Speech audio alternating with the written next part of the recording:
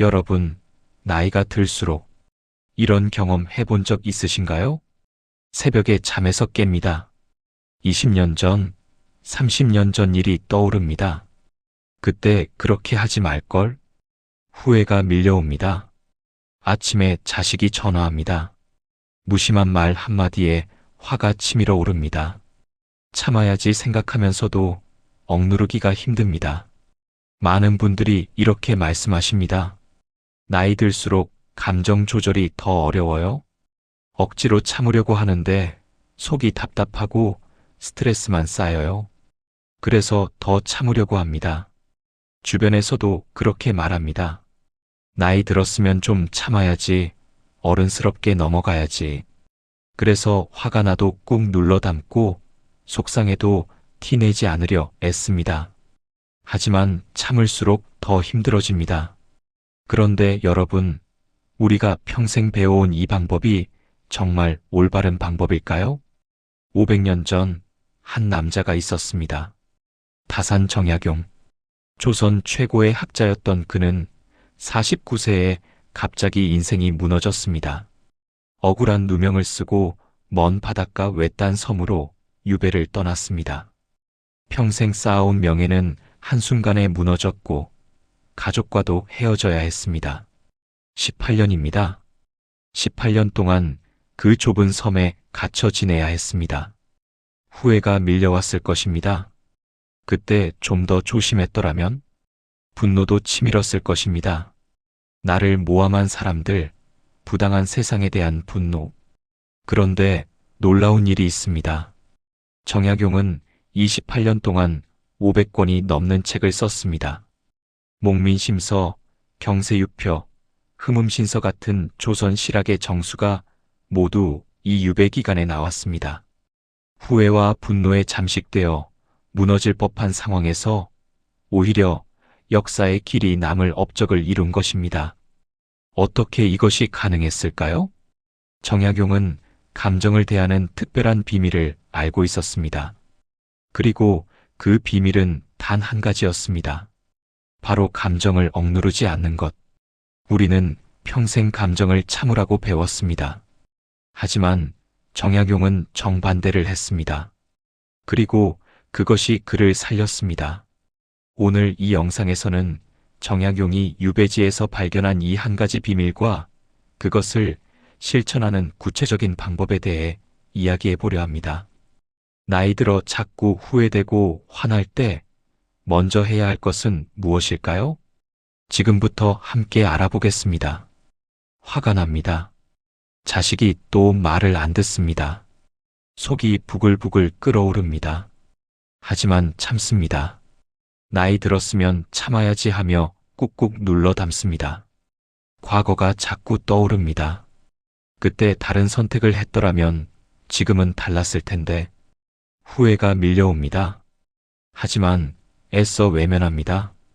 이미 지나간 일인데 뭐하며 생각을 지워버리려 합니다. 이것이 우리가 감정을 대하는 방식입니다. 참고, 억누르고 무시합니다. 주변에서도 그렇게 말합니다. 나이 들었으면 좀 참아야지, 어른스럽게 화내지 말고 넘어가, 그까짓 것 가지고 속상해하지 마. 그래서 우리는 더욱 감정을 억누릅니다. 마치 그것이 성숙한 어른의 태도인 것처럼요. 하지만 정약용은 전혀 다른 이야기를 합니다. 그는 감정은 인간이라면 누구나 가진 자연스러운 반응이라고 말했습니다. 기쁨, 슬픔, 분노, 두려움, 이 모든 것은 마음이 외부 자극에 반응하여 일어나는 것입니다. 여기서 중요한 단어가 있습니다. 바로 자연스럽다는 표현입니다. 감정은 억지로 만들어낸 것이 아닙니다. 무언가를 보고, 듣고, 경험하면서 자연스럽게 일어나는 마음의 움직임입니다. 마치 배고플 때 배가 고프다고 느끼는 것처럼 부당한 일을 겪으면 화가 나는 것은 지극히 자연스러운 반응입니다. 그런데 우리는 이 자연스러운 반응을 억누릅니다.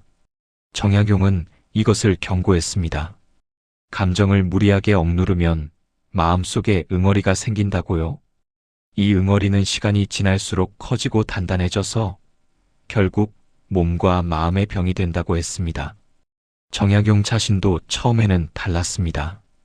유배 초기, 그는 억울한 감정을 꾹꾹 눌러 담았습니다. 학자답게 의연해야 한다고 생각했습니다. 하지만 밤마다 잠을 이루지 못했고 가슴이 답답했습니다. 몸은 점점 쇠약해졌습니다. 억누른 감정들이 응어리가 되어 그를 병들게 한 것입니다. 그렇다면 어떻게 해야 할까요? 감정을 그대로 폭발시키라는 말일까요? 화가 나면 소리 지르고 후회가 되면 계속 한탄하라는 걸까요? 아닙니다. 정약용은 세 번째 길을 발견했습니다. 감정을 억누르지도 폭발시키지도 않는 방법. 바로 감정을 있는 그대로 인정하는 것이었습니다. 후회가 밀려오면 후회하는구나 하고 인정했습니다. 화가 나면 화가 났구나 하고 인정했습니다. 억울함이 느껴지면 억울하구나 하고 인정했습니다. 이것은 자연스러운 반응이다. 내가 이렇게 느끼는 것은 당연하다고 받아들였습니다. 그러자 놀라운 일이 일어났습니다. 감정이 조금씩 가라앉기 시작한 것입니다. 억누를 때는 더 커지고 폭발할 것 같던 감정이 인정하고 받아들이는 순간 오히려 힘을 잃었습니다. 생각해보면 당연한 일입니다. 감정을 억누른다는 것은 감정을 적으로 만드는 것과 같습니다. 화가 나면 안 돼, 속상해하면 안 돼 하며 감정과 싸우는 것이죠.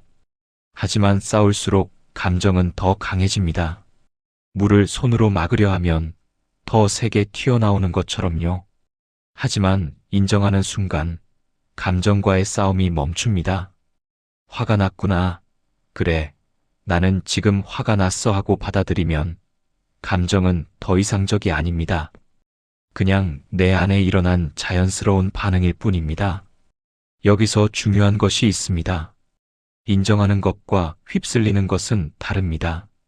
화가 났구나 하고 인정하는 것은 화를 관찰하는 것입니다. 한 걸음 물러서서 내 안에 화라는 감정이 일어났다는 것을 바라보는 것이죠. 하지만 화에 휩쓸린다는 것은 화가 나를 지배해서 소리를 지르고 물건을 던지는 것입니다. 정약용이 유배지에서 한 것이 바로 이것이었습니다. 억울함, 분노, 그리움, 후회, 이 모든 감정들을 느꼈지만 그것에 휩쓸리지 않았습니다. 대신 한 걸음 물러서서 관찰했습니다.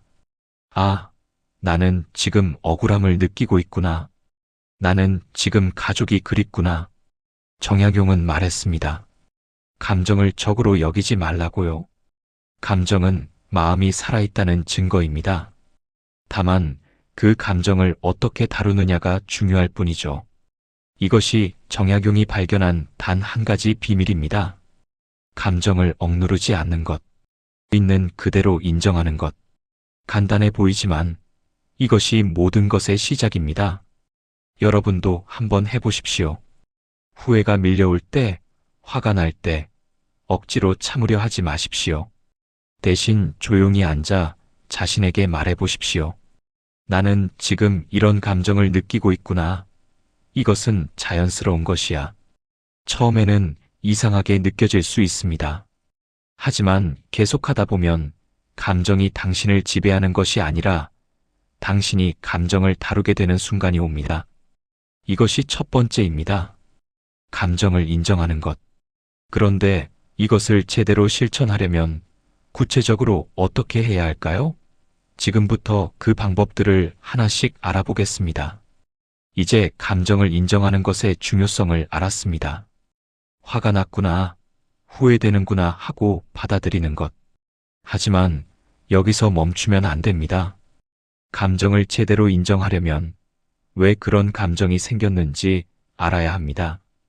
우리는 정작 자신이 왜 그런 감정을 느끼는지 제대로 알지 못합니다. 자식에게 화가 난다고 생각하는데 정말 자식 때문일까요? 과거 선택이 후회된다고 느끼는데 정말 그 선택 자체가 문제일까요? 대부분 우리가 의식하는 이유는 표면일 뿐입니다. 그 아래에는 더 깊은 이유들이 숨어 있습니다. 정약용이 유배지에서 겪었던 일입니다. 어느 날 그는 심한 분노를 느꼈습니다. 자신을 모함한 사람들, 부당한 조정의 결정에 대한 분노였습니다. 이 분노는 밤낮으로 그를 괴롭혔습니다. 정약용은 이 분노를 그냥 넘기지 않았습니다. 조용히 앉아 스스로에게 물었습니다. 나는 지금 무엇 때문에 화가 나는가? 처음 떠오른 답은 간단했습니다. 억울해서. 나는 죄가 없는데 처벌을 받았으니까. 하지만 여기서 멈추지 않았습니다. 더 깊이 들여다봤습니다. 왜 억울한가? 억울함 뒤에는 또 무엇이 있는가? 그렇게 하나씩 벗겨내자 분노라는 하나의 감정 뒤에는 여러 층의 감정들이 숨어 있었습니다. 겉으로는 억울함, 그 안을 들여다보니 허탈함, 평생 쌓아온 명예가 무너진 데 대한 허탈함, 그 아래에는 자책감, 가족을 지키지 못했다는 자책감, 더 깊이 들어가니 무력감, 아무것도 할 수 없다는 무력감, 그리고 가장 깊은 곳에는 두려움, 앞으로 어떻게 될지 모르겠다는 두려움. 정약용은 깨달았습니다. 자신의 진짜 고통은 억울함 그 자체가 아니라 가장 깊은 곳에 있는 무력감과 두려움이었다는 것을요. 이것은 매우 중요한 발견이었습니다. 만약 억울함에만 집중했다면 저 사람들이 나빠서 세상이 불공평해서라고 생각하며 분노만 키웠을 것입니다. 할 수 있는 것은 아무것도 없었겠죠. 다른 사람을 바꿀 수는 없으니까요. 하지만 진짜 원인이 무력감이라는 것을 알고 나니 대처 방법이 완전히 달라졌습니다. 내가 통제할 수 없는 것에 분노하는 대신 내가 할 수 있는 것은 무엇인가? 이 질문이 그를 다른 방향으로 이끌었습니다. 그래서 그는 책을 쓰기 시작했습니다. 감정의 표면적 이유와 진짜 이유는 다릅니다. 그리고 진짜 이유를 알아야만 제대로 해결할 수 있습니다. 여러분도 한번 생각해 보십시오. 자식이 말을 안 듣는다고 화가 날 때 조금 더 깊이 들여다보면 자식이 잘못될까봐 걱정되는 마음이 있을 수 있습니다. 부모로서 제대로 못 키운 것 같은 자책감이 있을 수 있습니다. 나이 들어 자식에게 무시당하는 것 같은 서운함이 있을 수 있습니다. 과거 선택이 후회될 때도 마찬가지입니다. 겉으로는 그때 잘못 선택해서 후회한다고 생각하지만 더 깊이 보면 지금 상황이 만족스럽지 않아서일 수 있습니다. 현재에 대한 불만을 과거로 돌리는 것이죠. 혹은 인생이 내 뜻대로 안 되는 것에 대한 불안이 후회라는 옷을 입고 나타나는 것일 수도 있습니다. 정약용은 이렇게 말했습니다. 감정의 뿌리를 알아야 감정을 다룰 수 있다고요. 뿌리를 모른 채 가지와 잎만 자르려 하면 감정은 더욱 무성하게 자라날 뿐입니다. 감정을 억누르는 것은 가지만 자르는 것과 같습니다. 당장은 보이지 않는 것 같지만 뿌리는 그대로이기에 금방 다시 자라납니다. 오늘 억누른 화가 내일 다시 올라오고 오늘 외면한 후회가 다음 주에 또 찾아오는 이유입니다. 하지만 감정의 진짜 원인, 즉 뿌리를 파악하면 근본적인 해결이 가능합니다. 무력감이 문제라면 내가 할 수 있는 일을 찾으면 됩니다. 통제할 수 없는 것에 대한 불안이 문제라면 통제할 수 있는 것과 없는 것을 구분하면 됩니다. 그렇다면 어떻게 뿌리를 찾을 수 있을까요? 조용히 앉아 자신의 마음을 들여다보십시오. 서두르지 마십시오. 스스로에게 계속 물어보십시오. 나는 왜 이런 감정을 느끼는가? 그것 때문에 왜 이렇게 괴로운가? 그 뒤에는 또 무엇이 있는가? 처음에는 표면적인 이유만 보일 것입니다. 자식이 말을 안 들어서, 과거에 잘못 선택해서. 하지만 조금 더 깊이, 조금 더 정직하게 들여다보면 진짜 이유가 보이기 시작합니다. 걱정, 자책감, 서운함, 무력감, 두려움. 이런 것들이 화나 후회라는 옷을 입고 있었던 것입니다.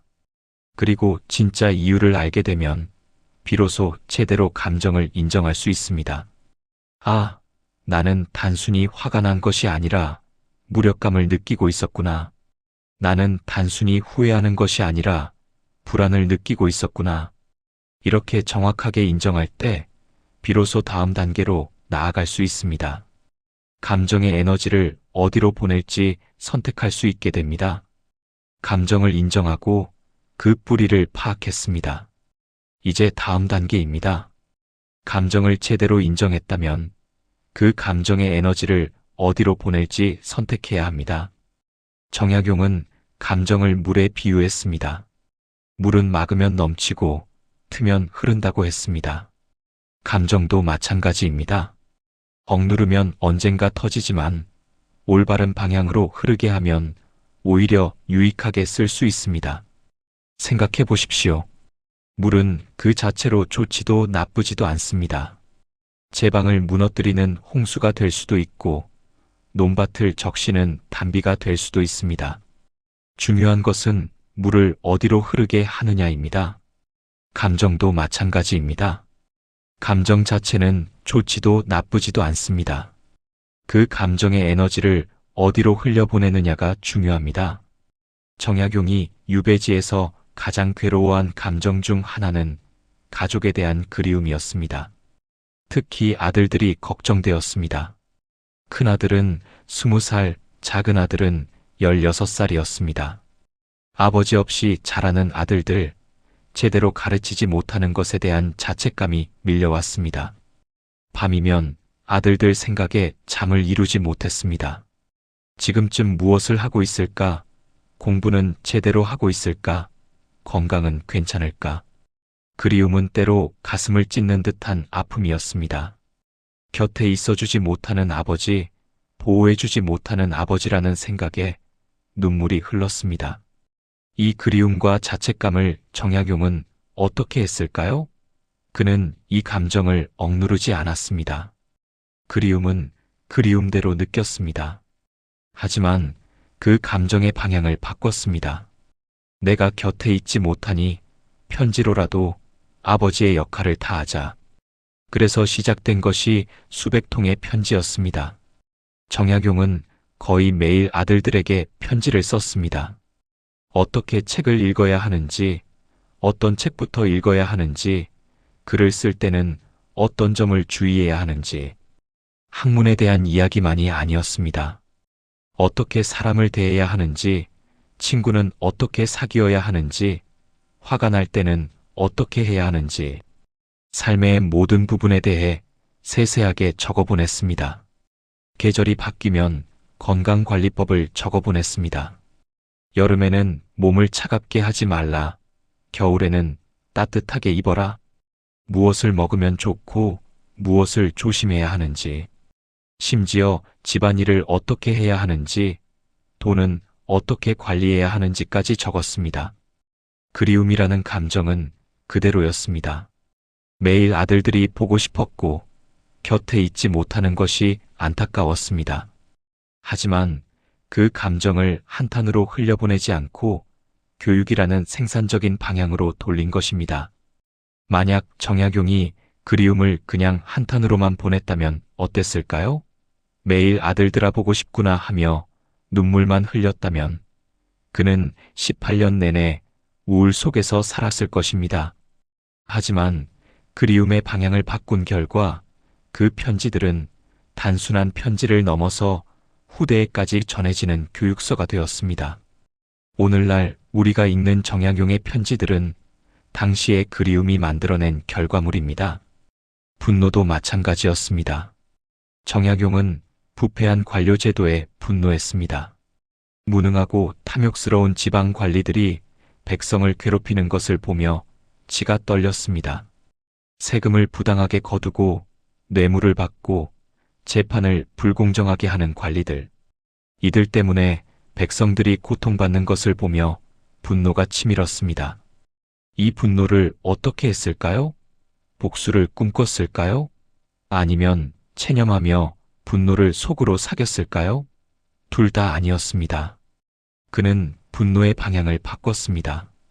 부패한 제도가 문제라면 올바른 제도를 제시하자. 무능한 관리들이 문제라면 제대로 된 행정 매뉴얼을 만들자. 그렇게 탄생한 것이 목민심서입니다. 48권에 달하는 이 책에는 지방 관리가 어떻게 백성을 다스려야 하는지가 상세하게 기록되어 있습니다. 부임할 때는 무엇을 준비해야 하는지, 백성을 대할 때는 어떤 태도를 가져야 하는지, 재판은 어떻게 해야 하는지, 세금은 어떻게 거두어야 하는지, 관리가 알아야 할 모든 것을 담았습니다. 분노는 그대로였습니다. 부패한 현실에 대한 분노, 무능한 관리들에 대한 분노. 하지만 그 에너지를 비난이 아니라 대안 제시로 돌린 것입니다. 만약 정약용이 분노를 그냥 비난으로만 쏟아냈다면 세상이 잘못됐어, 저 사람들이 나빠하며 원망만 했다면 아무것도 바뀌지 않았을 것입니다. 하지만 분노의 방향을 바꾼 결과 목민심서는 조선 후기 행정개혁의 바이블이 되었습니다. 정약용은 이렇게 말했습니다. 감정은 힘이다. 다만 그 힘을 어디로 쓰느냐가 중요하다고요. 자신을 파괴하는 데 쓸 수도 있고 무언가를 창조하는 데 쓸 수도 있습니다. 여러분도 할 수 있습니다. 자식 때문에 화가 난다면 그 화를 자식에게 퍼붓는 대신 다른 방향으로 돌려보십시오. 어떻게 하면 자식과 더 잘 소통할 수 있을까 고민해 보십시오. 대화법을 공부하고 자식의 입장을 이해하려 노력하십시오. 화라는 에너지를 관계를 파괴하는 데 쓰지 말고 관계를 개선하는 데 쓰는 것입니다. 과거 선택이 후회된다면 그 후회를 계속 곱씹는 대신 다른 방향으로 돌려보십시오. 그렇다면 지금부터는 어떻게 살 것인가를 생각해 보십시오. 남은 시간을 의미 있게 보내는 방법을 찾아보십시오. 후회라는 에너지를 과거를 한탄하는 데 쓰지 말고 남은 미래를 만드는 데 쓰는 것입니다. 건강이 나빠져서 우울하다면 그 우울함에 빠져 있는 대신 다른 방향으로 돌려보십시오. 내가 할 수 있는 운동은 무엇일까? 건강한 식습관은 무엇일까? 알아보고 실천해 보십시오.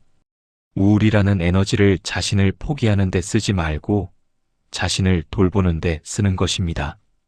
이것이 감정을 제대로 인정하는 두 번째 실천입니다. 감정의 에너지를 어디로 보낼지 선택하는 것. 파괴적으로 쓸지 창조적으로 쓸지는 당신이 결정할 수 있습니다. 정약용이 18년 유배 생활에서 500권이 넘는 책을 쓸 수 있었던 것은 그가 감정의 에너지를 올바른 방향으로 보냈기 때문입니다. 감정을 인정하고 뿌리를 파악하고 에너지의 방향을 정했습니다. 그런데 구체적으로 무엇을 해야 할까요?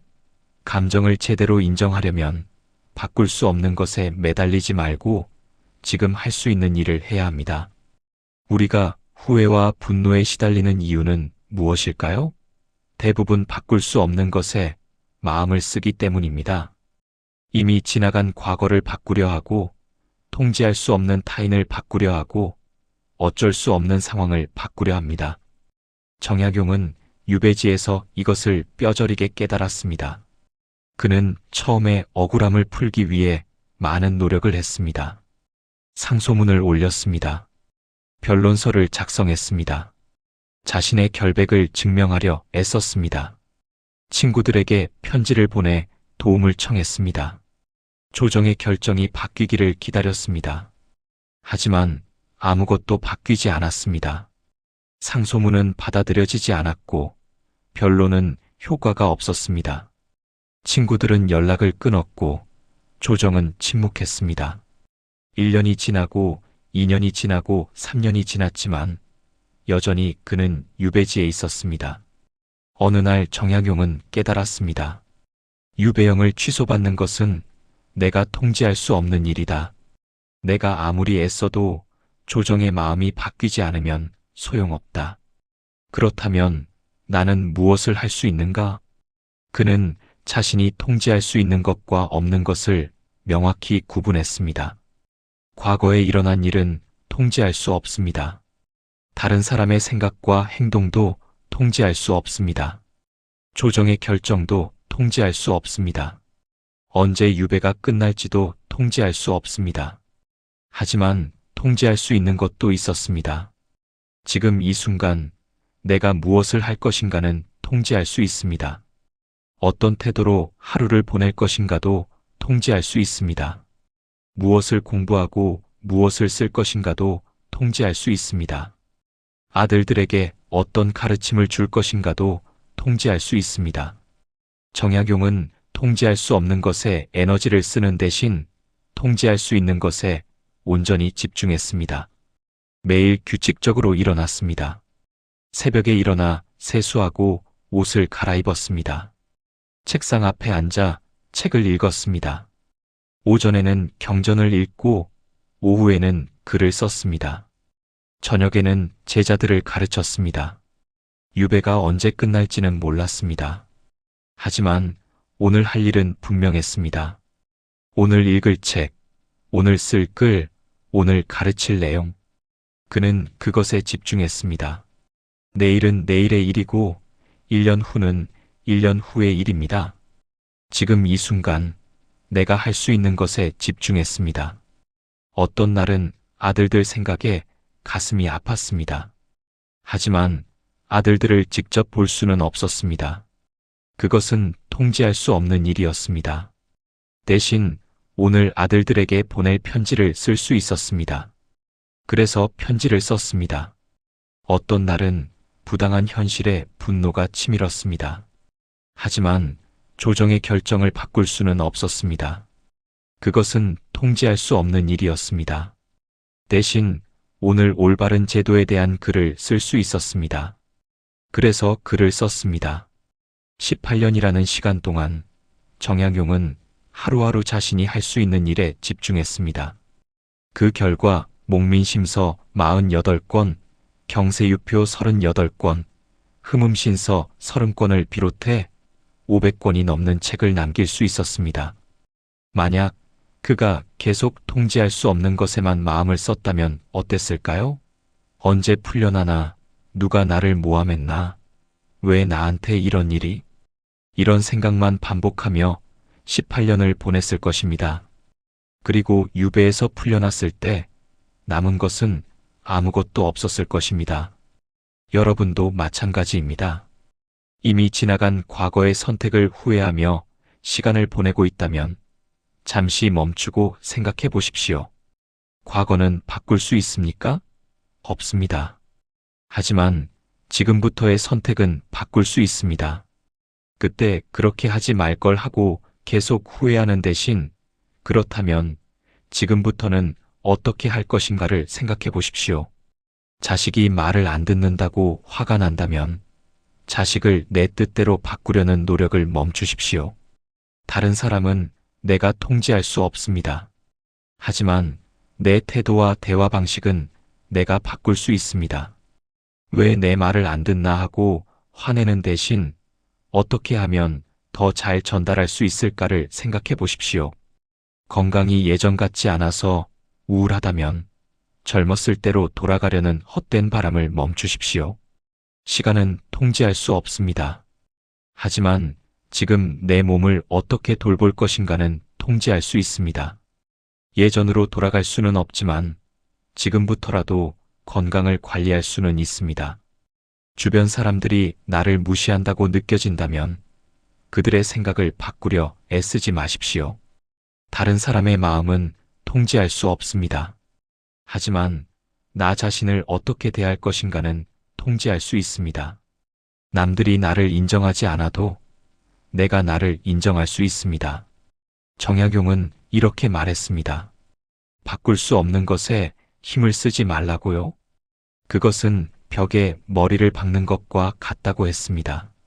아무리 세게 박아도 벽은 부서지지 않고 내 머리만 다칠 뿐입니다. 대신 지금 내가 할 수 있는 일을 하라고 했습니다. 그것이 작은 일이라도 의미 없어 보이는 일이라도 괜찮습니다. 지금 할 수 있는 일을 하는 것, 그것이 삶을 바꾸는 시작입니다. 오늘부터 실천해 보십시오. 아침에 일어나면 스스로에게 물어보십시오. 오늘 내가 할 수 있는 일은 무엇인가? 작은 일이라도 괜찮습니다. 산책을 나갈 수도 있고, 책 한 페이지를 읽을 수도 있고, 오랜만에 친구에게 전화할 수도 있습니다. 중요한 것은 내가 통제할 수 있는 일을 하는 것입니다. 그리고 통제할 수 없는 것에 대한 생각이 떠오를 때마다 의식적으로 생각을 돌리십시오. 과거에 대한 후회가 떠오르면 지금 할 수 있는 일이 무엇인지 생각하십시오. 타인에 대한 분노가 떠오르면 내가 바꿀 수 있는 것이 무엇인지 생각하십시오. 처음에는 어렵습니다. 평생 바꿀 수 없는 것을 바꾸려 애쓰며 살아왔기 때문입니다. 하지만 계속 연습하면 자연스럽게 할 수 있는 일에 집중하게 됩니다. 그리고 그때 놀라운 일이 일어납니다. 바꿀 수 없는 것에 대한 집착이 사라지면서 마음이 가벼워집니다. 할 수 있는 일에 집중하면서 삶이 조금씩 바뀌기 시작합니다. 이것이 감정을 제대로 인정하는 세 번째 실천입니다. 통제할 수 없는 것에 매달리지 말고 지금 이 순간 할 수 있는 일에 집중하는 것. 정약용이 18년 유배 생활을 견딜 수 있었던 비결이 바로 이것이었습니다. 유배를 끝낼 수는 없었지만 오늘 하루를 어떻게 보낼지는 선택할 수 있었습니다. 과거를 바꿀 수는 없었지만 지금 이 순간 무엇을 할지는 결정할 수 있었습니다. 지금까지 감정을 제대로 인정하는 방법을 말씀드렸습니다. 감정의 뿌리를 찾고 에너지의 방향을 바꾸고 할 수 있는 일에 집중하는 것. 그런데 이 모든 것을 알았다고 해서 갑자기 삶이 바뀌지는 않습니다. 아는 것과 하는 것은 다릅니다. 정약용도 처음부터 완벽하지 않았습니다. 유배 초기에는 매일 감정의 소용돌이에 휩쓸렸습니다. 아침에 다짐해도 저녁이 되면 무너졌습니다. 오늘은 후회하지 않겠다고 생각해도 밤이 되면 또다시 과거가 떠올랐습니다. 화내지 않겠다고 다짐해도 부당한 소식을 들으면 또 분노가 치밀었습니다. 하지만 정약용은 포기하지 않았습니다. 넘어져도 다시 일어섰습니다. 오늘 실패하면 내일 다시 시작했습니다. 그리고 아주 작은 것부터 실천했습니다. 감정을 제대로 인정하려면 완벽을 추구하지 말고 작은 것부터 시작해야 합니다. 유배지에 도착한 지 한 달쯤 됐을 때였습니다. 정약용은 매일 아침 일어나자마자 후회와 분노가 밀려오는 것을 느꼈습니다. 잠에서 깨면 가장 먼저 지난 일들이 떠올랐습니다. 그래서 그는 작은 규칙을 만들었습니다. 아침에 눈을 뜨면 침대에서 일어나기 전에 스스로에게 이렇게 말하기로 했습니다. 나는 지금 이런 감정을 느끼고 있구나. 이것은 자연스러운 것이야. 하지만 오늘 하루는 이 감정에 휩쓸리지 않고 내가 할 수 있는 일을 하겠어. 처음에는 말만 하고 실천하지 못했습니다. 말은 했지만 여전히 하루 종일 후회에 잠겼습니다. 하지만 매일 반복했습니다. 매일 아침 같은 말을 되뇌었습니다. 한 달, 두 달, 석 달이 지나자 조금씩 달라지기 시작했습니다. 감정이 일어나는 것은 똑같았지만 그 감정에 하루 종일 잠기는 시간이 줄어들었습니다. 글을 쓸 때도 마찬가지였습니다. 처음에는 한 페이지도 쓰기 어려웠습니다. 글을 쓰려고 앉으면 온갖 생각이 떠올랐습니다. 나는 지금 무엇을 하고 있는가? 이게 무슨 소용이 있는가? 하지만 정약용은 아주 작은 목표를 세웠습니다. 하루에 딱 한 장만 쓰자. 한 장도 부담스러우면 반 장이라도 쓰자. 그렇게 시작했습니다. 어떤 날은 한 장을 썼고, 어떤 날은 반 장을 썼고, 어떤 날은 한 줄밖에 못 썼습니다. 하지만 매일 책상 앞에 앉았습니다. 매일 붓을 들었습니다. 쓰든 못 쓰든 일단 책상 앞에 앉는 것. 그것이 그의 규칙이었습니다. 한 달이 지나고 석 달이 지나자 조금씩 글이 쌓이기 시작했습니다. 한 장씩 쌓인 글이 한 권의 책이 되었습니다. 한 권이 두 권이 되고 두 권이 10권이 되었습니다. 18년 후 그는 500권이 넘는 책을 남겼습니다. 처음부터 500권을 쓰겠다는 계획이 있었던 것이 아닙니다. 그냥 매일 한 장씩 할 수 있는 만큼만 썼을 뿐입니다. 그것이 쌓여서 500권이 된 것입니다. 아들들에게 편지를 쓸 때도 그랬습니다. 처음에는 무엇을 써야 할지 몰랐습니다. 그리움만 전하기에는 아들들에게 도움이 되지 않을 것 같았고, 그렇다고 훈계만 하기에는 멀리 떨어진 아버지가 부담스러울 것 같았습니다. 그래서 아주 작은 것부터 시작했습니다. 오늘 하루 어땠는지, 날씨는 어떤지, 건강은 괜찮은지, 일상적인 이야기부터 시작했습니다. 그러다 책 이야기를 조금 했습니다. 아버지가 오늘 읽은 책이 재미있었다. 너희도 이 책을 읽어보면 좋겠다. 그렇게 조금씩 학문 이야기를 섞어 나갔습니다. 어느새 편지는 교육서가 되어 있었습니다. 하지만 처음부터 교육서를 쓰려고 한 것이 아니었습니다. 그냥 매일 조금씩 아들들에게 해주고 싶은 이야기를 썼을 뿐입니다. 정약용은 이렇게 말했습니다. 큰 것을 이루려 하지 말라고요. 작은 것부터 시작하라고 했습니다. 작은 것이 쌓이면 큰 것이 되기 마련입니다. 하지만 처음부터 큰 것을 이루려 하면 부담감에 아무것도 하지 못하게 됩니다. 여러분도 마찬가지입니다. 감정을 완벽하게 다스리려 하지 마십시오. 오늘 하루만 조금 나아지면 됩니다. 어제보다 10분이라도 후회하는 시간이 줄었다면 그것으로 충분합니다. 어제보다 한 번이라도 화를 덜 냈다면 그것으로 성공입니다. 아침에 일어났을 때 작은 다짐을 해보십시오. 완벽한 다짐이 아니어도 됩니다. 오늘 하루는 감정에 조금 덜 휩쓸려 보겠다. 오늘 하루는 내가 할 수 있는 작은 일 하나라도 해보겠다. 이 정도면 충분합니다. 실패해도 괜찮습니다. 오늘 다짐을 지키지 못했다고 해서 포기하지 마십시오. 정약용도 수없이 실패했습니다. 오늘 화내지 않겠다고 다짐하고도 화를 냈고, 오늘은 후회하지 않겠다고 다짐하고도 밤새 후회했습니다. 하지만 그는 다음날 아침 다시 일어나 같은 다짐을 했습니다.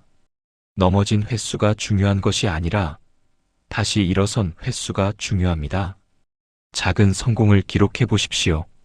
오늘 하루 좋았던 순간을 떠올려 보십시오. 아침에 산책을 나갔던 것, 친구와 짧게 통화한 것, 손주와 웃으며 이야기한 것, 아주 작은 것이라도 괜찮습니다. 그것을 머릿속으로 되새겨 보십시오. 오늘 하루도 나는 작은 일을 해냈구나. 그렇게 하루하루 쌓이면 어느새 큰 변화가 일어납니다. 정약용이 18년 만에 유배에서 풀려났을 때 사람들은 놀랐습니다. 그렇게 긴 시간을 어떻게 견뎠느냐고 물었습니다. 정약용은 답했습니다. 18년을 견딘 것이 아니라 하루하루를 살았을 뿐이라고요. 오늘 하루만 버티면 된다고 생각했고, 내일이 되면 또 오늘 하루만 버티면 된다고 생각했다고요? 그리고 하루하루 버티는 것이 쌓여서 18년이 되었고, 하루하루 쓴 글이 쌓여서 500권이 되었고, 하루하루 보낸 편지가 쌓여서 교육의 보고가 되었습니다. 처음부터 큰 계획이 있었던 것이 아닙니다. 그냥 오늘 할 수 있는 작은 일을 했을 뿐입니다. 여러분도 할 수 있습니다. 평생 바꾸려 하지 마십시오. 오늘 하루만 조금 바꿔보십시오. 오늘 하루만 감정을 조금 다르게 대해보십시오. 오늘 하루만 할 수 있는 작은 일을 해보십시오. 그것이 쌓이면 어느새 당신의 삶이 달라져 있을 것입니다. 정약용은 말했습니다. 천리길도 한 걸음부터 시작된다고요. 하지만 그 한 걸음을 떼지 않으면 영원히 그 자리에 있을 뿐입니다. 오늘, 지금 이 순간, 작은 한 걸음을 떼어 보십시오. 완벽하지 않아도 됩니다. 작아도 됩니다. 중요한 것은 시작하는 것입니다. 그리고 내일 또 한 걸음을 떼는 것입니다. 이것이 감정을 제대로 인정하는 네 번째 실천입니다. 작은 것부터 시작하고 매일 반복하는 것. 그렇게 하루하루 걸어가다 보면 어느새 당신은 먼 곳에 와 있을 것입니다. 여기까지 오늘 영상도 함께 해주셔서 감사합니다. 오늘 우리는 정약용의 삶을 통해 감정을 억누르지 않고 살아가는 방법을 살펴보았습니다. 정약용의 이야기가 특별한 이유는 그가 감정이 없어서 버텼던 사람이 아니기 때문입니다. 억울했고, 분노했고, 후회했고, 외로웠습니다. 우리와 다르지 않은 마음을 가진 사람이었습니다. 다만 한 가지가 달랐습니다. 그는 그 감정들과 싸우지 않았습니다. 없애려고 하지도 않았고, 부정하지도 않았습니다. 그저, 내가 지금 이런 마음이구나 하고, 그 마음을 인정한 채 하루를 살았습니다. 그리고 그 하루 안에서 자신이 할 수 있는 작은 일을 찾았습니다. 큰 변화를 만들겠다는 욕심 대신 오늘 할 수 있는 한 가지에 집중했습니다. 이 태도는 특별한 상황에만 필요한 지혜가 아닙니다. 지금 우리의 삶에도 그대로 적용됩니다. 후회가 떠오를 때마다 그 후회를 없애려 애쓰지 않아도 됩니다. 그저 지금 이 마음이 올라오는구나 하고 알아차리면 됩니다. 분노가 생길 때도 마찬가지입니다. 억지로 참지 않아도 됩니다. 대신 이 감정을 어디에 쓰면 좋을지를 생각해 보면 됩니다. 중요한 것은 감정을 없애는 것이 아니라 감정과 함께 살아가는 방법을 배우는 것입니다. 오늘 하루를 돌아보며 완벽하지 않았던 순간이 떠오를 수도 있습니다. 하지만 괜찮습니다. 정약용도 매일 흔들렸고 매일 다시 시작했습니다. 오늘 하루 조금 덜 화냈다면 그것으로 충분합니다. 조금 덜 후회했다면 그것으로 충분합니다.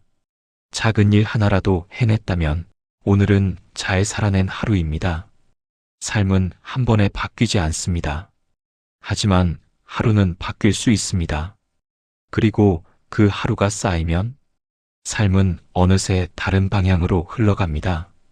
오늘 이 영상이 여러분에게 거창한 결심이 아니라 조금 숨이 편해지는 계기가 되었으면 합니다. 지금 이 마음으로도 괜찮습니다. 지금 이 속도로도 괜찮습니다. 오늘 할 수 있는 작은 일 하나만 해보십시오. 그것이면 충분합니다. 오늘도 잘 살아내셨습니다.